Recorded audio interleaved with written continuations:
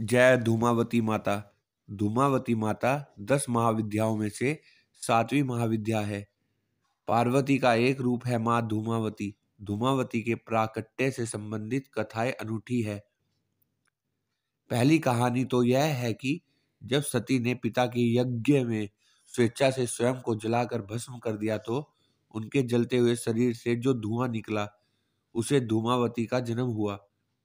इसलिए वे हमेशा उदास रहती है। यानी धूमावती धुएं के रूप में सती का भौतिक स्वरूप है। सती का जो कुछ बचा रहा उदास धुआं। दूसरी कहानी यह है कि एक बार सती शिव के साथ हिमालय में विचरण कर रही थी। तभी उन्हें जोरों की भूख लगी। उन्होंने शिव से कहा, मुझे भूख लगी है, मेरे लिए भोजन का प्रबंध करें। शिव ने कहा, अभी कोई प्रबंध नहीं हो सकता।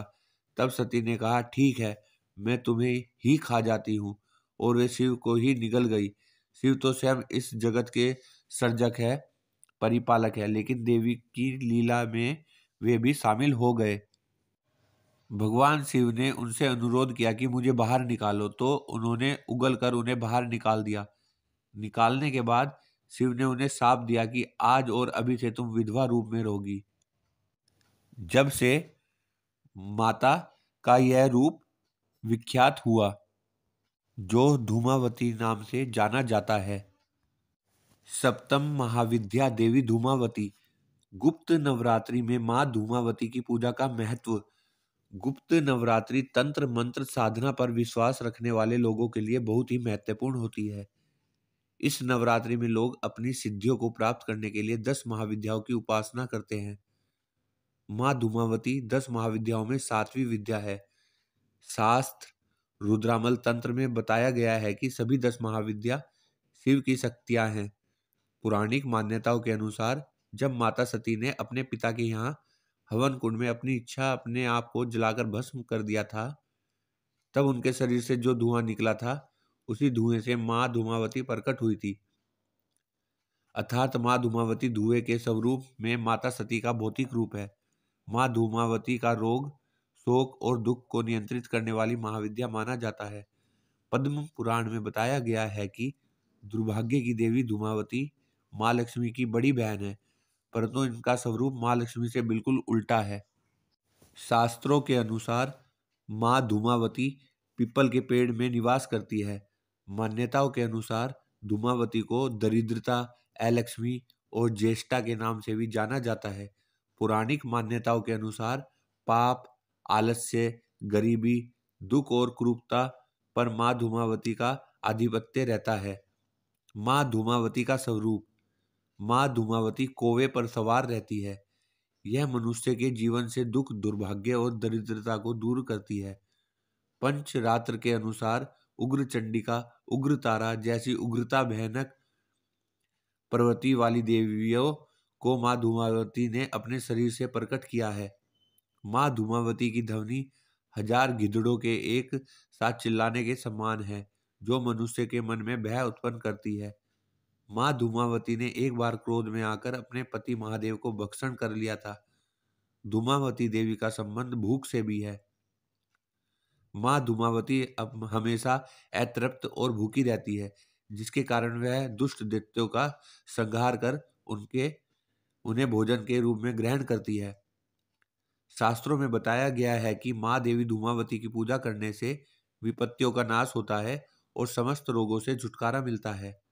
मां धूमावती पूजन विधि। गुप्त नवरात्रि में मां धूमावती की पूजा करने के लिए स्नान करने के पश्चात काले रंग के वस्त्र धारण करें। अब अपने घर के पूजा कक्ष में पश्चिम दिशा की ओर मुख करके बैठ जाएं। अब अपने आसन के सामने एक लकड़ी की चौकी रखें। जब इस चौकी पर गंगा जल छिड़क कर इसे शुद्ध करें। अब चौकी पर स्लेटी रंग का कपड़ा बिछाकर मां धूमावती की मूर्ति, चित्र या यंत्र स्थापित करें। अब मां के सामने सरसों के तेल का दीपक जलाएं, लोभान से धूप करें और राख या भभूति से मां को तिलक करें। अब मां धूमावती को 2 रंग के पुष्प अर्पित करें और भोग के रूप में उड़द की दाल की खिचड़ी चढ़ाएं। अब मां धूमावती के मंत्र का 108 बार जप करें। पूजा संपन्न होने के पश्चात मां को चढ़ाया हुआ भोग सभी लोगों में वितरित करने के पश्चात चितकबरी गाय को खिला दे। मंत्र ओम धूम धूम धूमावती देवी स्वाहा। मंत्र जाप करने के पश्चात माँ धूमावती कवच का पाठ करें। माँ धूमावती की साधना 11 दिनों तक की जाती है। माँ धूमावती की साधना करते वक्त जो भी साधक पूरी श्रद्धा और आस्था के साथ नियमों का पालन करता है, माँ धूमावती उसकी सभी मनोकामनाओं को पूरा करती है। नियमित रूप से मंत्र जाप करने से पहले ऊपर दी गई संक्षिप्त पूजन विधि अवश्य करें। इस बात का ध्यान रखें कि माँ धूमावती की साधना करने की जानकारी को हमेशा गोपनीय रखें। 11 दिनों की पूजा संपन्न करने के बाद मंत्रों का जाप करने के बाद हवन करें। हवन में काली मिर्च, काले तिल, शुद्ध घी व हवन सामग्री को मिला लें। अब इस हवन सामग्री से हवन कुंड में आहुति दें। हवन संपन्न करने के बाद धूमावती यंत्र को अपने घर से पश्चिम दिशा की तरफ पड़ने वाली काली मंदिर में दान कर दे। बची हुई पूजन सामग्री को किसी बहती हुई नदी में प्रवाहित कर दे या किसी पीपल के पेड़ के नीचे दबा दे। ऐसा करने से माँ धूमावती की साधना पूर्ण हो जाती है। नियम पूर्वक माँ धूमावती की साधना करने से माँ धूमावती देवी प्रसन्न होती है और साधक के ऊपर माँ की कृपा सदैव बनी रहती है।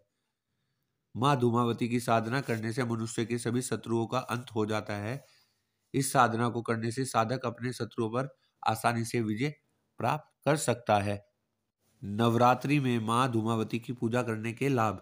अगर आप अच्छी सेहत पाना चाहते हैं तो माँ धूमावती के ऊपर चढ़ाई गई भभूत से अपने मस्तक पर तिलक करें। सौभाग्य पाने के लिए माँ धूमावती पर फलों का रस चढ़ाएं। अगर आप कोई विवाद टालना चाहते हैं तो माँ धूमावती पर नींबू अर्पित करने के पश्चात उसे चौराहे पर फेंक दें। किसी भी प्रकार के नुकसान से बचने के लिए माँ धूमावती पर चढ़ाए गए मक्के के दाने को पक्षियों के आगे डालें।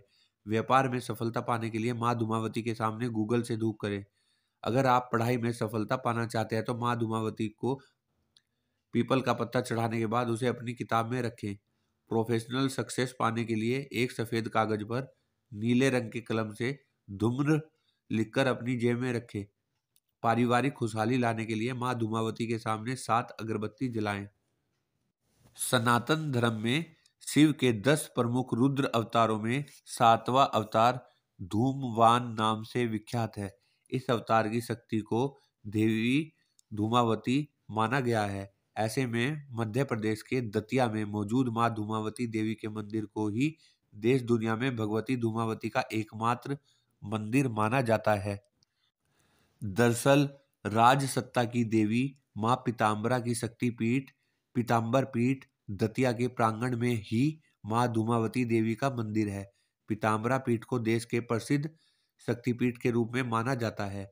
यहाँ मंदिर परिसर में बगलामुखी देवी, माँ धूमावती देवी के अलावा भगवान शिव को समर्पित वनखंडेश्वर मंदिर सहित अन्य बहुत से मंदिर भी बने हुए हैं। वहीं यहाँ बना वनखंडेश्वर मंदिर महाभारत कालीन मंदिरों में अपना विशेष स्थान रखता है। ऐसे में देवी माँ धूमावती के अवतरण तिथि यानी ज्येष्ठ मास के शुक्ल पक्ष की अष्टमी को धूमावती जयंती मनाई जाती है। माँ धूमावती का स्वरूप।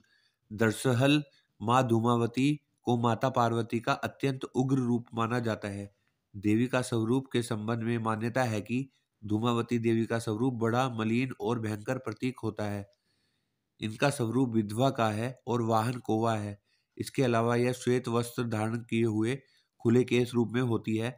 वहीं इनका स्वरूप अत्यंत उग्र होने के बावजूद भी संतान के लिए कल्याणकारी होता है।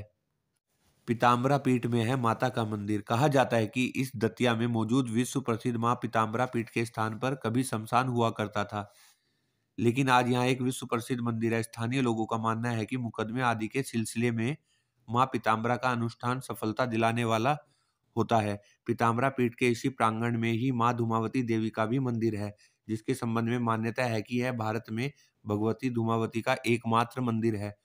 बताया जाता है कि पीताम्बरा पीठ की स्थापना सन 1935 में स्वामी जी महाराज ने की थी। स्थानीय लोगों के अनुसार स्वामी महाराज बचपन से ही संन्यास ग्रहण कर यहाँ एक स्वतंत्र अखंड ब्रह्मचारी संत के रूप में निवास करते थे। स्वामी जी प्रकांड विद्वान व प्रसिद्ध लेखक थे। उन्होंने संस्कृत हिंदी में कई किताबें भी लिखी थी। स्वामी जी महाराज ने ही इस स्थान पर बगलामुखी देवी और धूमावती माई की प्रतिमा स्थापित कराई थी। देवी धूमावती का इकलौता मंदिर। पीताम्बरा पीठ के प्रांगण में बना माँ भगवती धूमावती देवी मंदिर देश दुनिया में इकलौता माना जाता है। ऐसा कहा जाता है कि मंदिर परिसर में माँ धूमावती की स्थापना करने के लिए अनेक विद्वानों ने स्वामी जी महाराज को मना किया था। तब स्वामी जी ने कहा कि माँ का भयंकर रूप तो दुष्टों के लिए है, भक्तों के प्रति ये अति दयालु है। जय धूमावती माता।